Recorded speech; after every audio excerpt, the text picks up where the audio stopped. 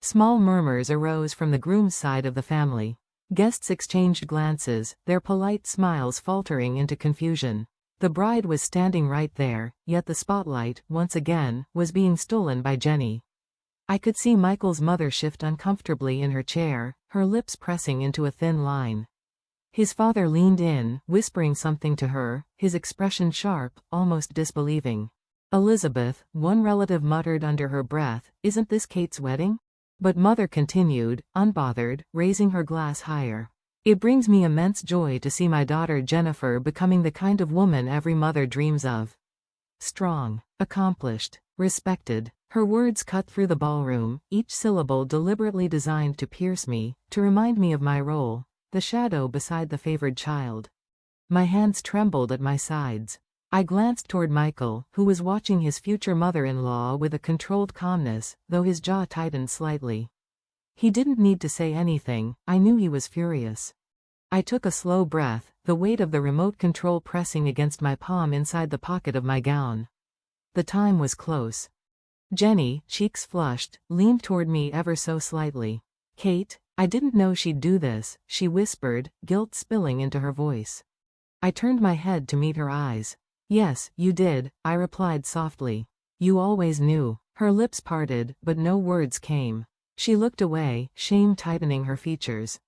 The murmurs in the ballroom grew louder. Even the governor, seated near the front, raised an eyebrow in mild discomfort. Cameras from the local press, discreet but ever-present, swiveled between mother and me, uncertain where the true story lay. Now, mother continued, her tone sugar-sweet but carrying that familiar sharpness beneath, "Let us toast not only this wedding, but the brilliance of Jennifer Harris. A family is only as strong as the greatness of its members." A cruel statement, a deliberate slight. Michael leaned toward me, his lips close to my ear. "It's time." My heartbeat echoed in my ears like a drum. Slowly, I pulled the small remote from my pocket. The ballroom lights shimmered across the crystal champagne tower, the bubbles rising like fleeting illusions. I pressed the button. The giant screen behind the podium flickered to life. Conversations hushed instantly, all eyes turning. At first, the Harris Properties logo appeared, mother's pride, the jewel of her empire. Then came the documents, bank statements, signed forms, legal contracts. Gasps erupted across the room. The voiceover, pre-recorded by Michael in his steady baritone, began. "Ladies and gentlemen, what you are about to see are verified records of embezzlement, forgery, and financial exploitation conducted by Elizabeth Harris, CEO of Harris Properties." Mother froze. Her glass trembled in her hand, champagne spilling onto the pristine silk of her dress. "No," she muttered under her breath, her eyes darting around the room. "Stop this. Stop it at once." But the scream continued. Copies of my forged signatures appeared, one after another. Transfers of millions siphoned from my accounts, my inheritance. Property deeds signed without my knowledge. Side by side, Michael had added photographs of mother at glamorous galas, wearing jewels purchased with my stolen money. A murmur turned into an uproar. Guests whispered furiously. Phones appeared, recording everything. This can't be true," the governor's wife gasped. The publisher's wife from the Boston Globe was already texting furiously, her eyes glittering with the promise of tomorrow's front-page headline. Mother slammed her glass onto the nearest table, the crystal shattering. "This is a lie," she screamed, her carefully maintained composure cracking like porcelain dropped on marble.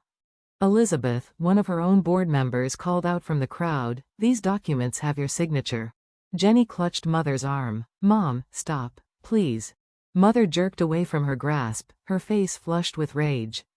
"You." She turned on me, her voice echoing through the hall. "You ungrateful girl. How dare you humiliate me on this day?" I stood tall, my hands no longer trembling. "For 20 years, you stole my life. Today, I take it back." The room went silent, the words hanging heavy in the air. For once, all eyes were on me, not Jenny, not Elizabeth Harris, but me. Michael stepped forward, his hand resting protectively on my back. His colleagues moved into position, distributing prepared packets of evidence to the press and major investors. The Harris empire was crumbling, and there was no stopping it now. Mother's lips quivered, her eyes darting as if searching for an escape, but there was none. Jenny looked pale, her perfect composure breaking into silent tears. I lifted my champagne glass, my voice steady. To truth, to freedom, and to the end of illusions. The room erupted in applause, loud, forceful, undeniable. For the first time in my life, I was not the shadow. I was the center. And today, I'd like to announce a special present from me. Mother's voice rang through the ballroom, clear and triumphant. Her smile was the kind reserved for royalty. I'm gifting Jenny a luxury apartment in Beverly Hills. The balcony offers a panoramic view of the Pacific. A ripple passed through the crowd. Guests shifted uncomfortably, exchanging glances. Several coughed politely, their expressions betraying confusion. Was this a wedding speech, or a coronation for the wrong daughter? Where was the blessing for the bride? The woman in white standing silently beside her groom? And I have one more surprise. The air tightened. At that moment, I rose slowly from my chair. My gown shimmered beneath the chandeliers, the lace catching the golden light as though fate itself had wrapped me in armor. I have a special present too. My words floated calmly into the silence, but they cut sharper than glass. Mother's smile faltered. The practiced elegance of her face stiffened, her eyes flashing with recognition. She knew. She had always known this day might come. Kate, stop this now, she snapped, her voice trembling with urgency. It was not command but fear. But it was too late. I pressed the small remote in my hand. A low mechanical hum filled the ballroom as the enormous screen descended, commanding the attention of 400 guests. Forks paused mid-air. Champagne glasses froze. The world itself seemed to hold its breath.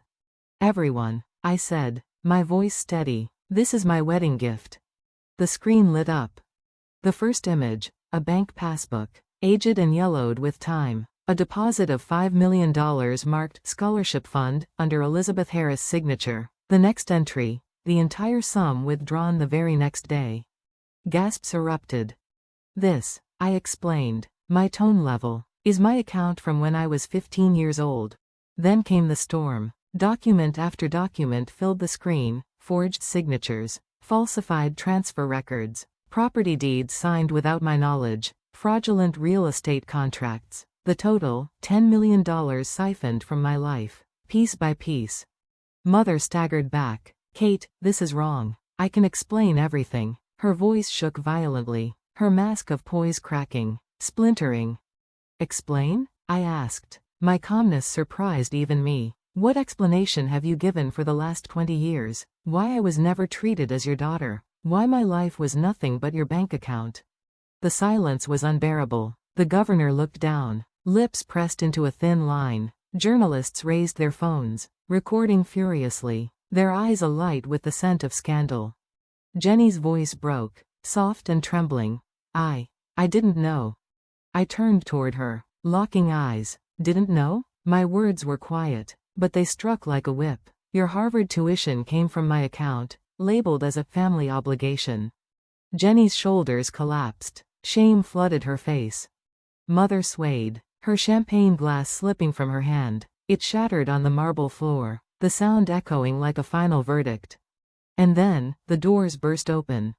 Elizabeth Harris, the firm voice of authority cut through the air. A group of FBI agents stepped into the ballroom, their suits crisp, their expressions solemn. We have a warrant for your arrest. The color drained from Mother's face. For the first time, she looked small, vulnerable, human. This isn't a family squabble, Michael said, stepping forward, his voice carrying the authority of law. This is fraud, embezzlement, document forgery, a corporate empire built on crime. Gasps rippled across the room. Guests whispered in disbelief. Investors, politicians, and business partners, her entire audience, watched the empire's queen crumble into disgrace. I stood taller, my voice clear, unwavering. This is not just personal vengeance. For 20 years, my mother preyed on others, students, entrepreneurs, single mothers. She promised hope, then stole it. The screen shifted again, revealing new footage, testimonies of victims, faces pale with exhaustion, eyes wet with betrayal. A young entrepreneur, a weeping mother, a student crushed by debt. The ballroom became a courtroom. Her trial had already begun.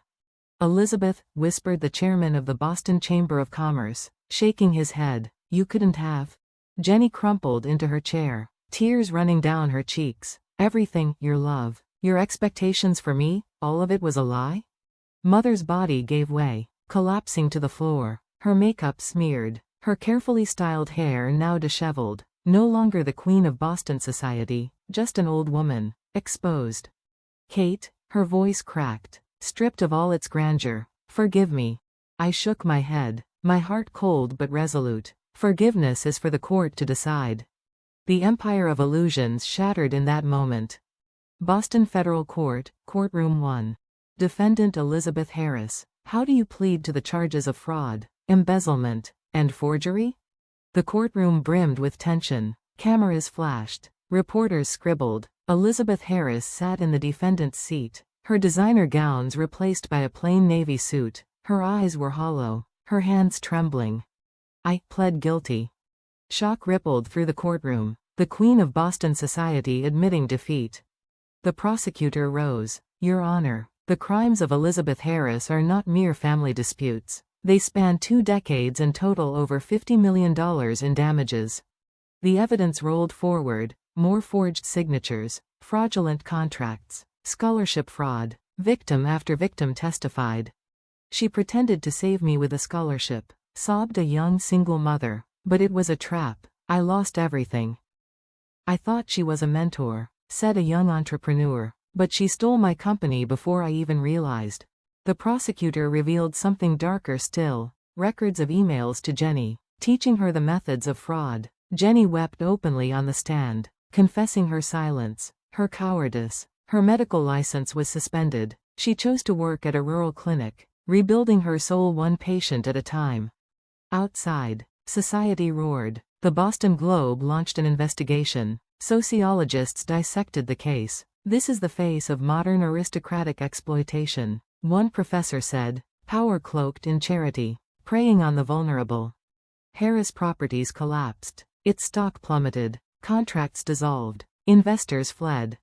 The judge's verdict shook the chamber, 15 years in prison, all assets forfeited to a victim relief fund. Applause broke out in the gallery. 2 years later, Mother lived quietly in a government-monitored rehabilitation program, no longer a queen but a woman stripped bare. She woke at 6, ate toast and tea, attended therapy sessions. Letters arrived occasionally, never asking forgiveness, only confessing regret. Jenny found purpose in a small Maine fishing town. She healed the poor, offering free care, finally tasting real fulfillment. And me, Catherine Harris, I had become the face of a movement. My testimony in Congress passed the Financial Abuse Prevention Act, known nationwide as the Harris Law. We founded the Financial Abuse Prevention Center, branches spreading across all 50 states. Victims now had a voice, a home, and protection. Every lecture I gave, survivors came forward. Your story gave me courage, they whispered. Each word fueled me, healing the scars of my past. Michael remained by my side, his law firm dedicated to our cause. Together, we built not just justice, but change. From the ashes of Harris Properties, something new was born, a society aware, a society willing to confront the invisible chains of financial abuse. And sometimes, when I opened Mother's letters, I saw the faint traces of the woman she could have been, if not consumed by ambition. One day, perhaps, I would write back. But for now, I gazed at Boston's skyline bathed in sunset, the light of a new era unfolding. The day I stood at my wedding and chose truth over silence had changed everything. Forever.